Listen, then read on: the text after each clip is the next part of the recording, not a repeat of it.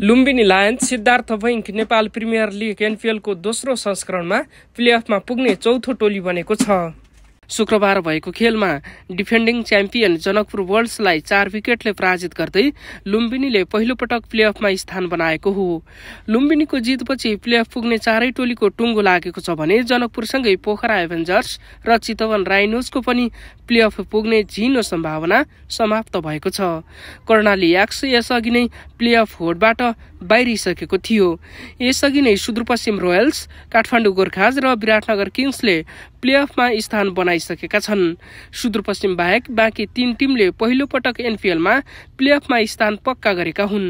सुदूरपश्चिमले पहिलो क्वालिफायर खेल्ने पक्का छ, यस्तै लुम्बिनीले पनि एलिमिनेटर खेल्नेछ।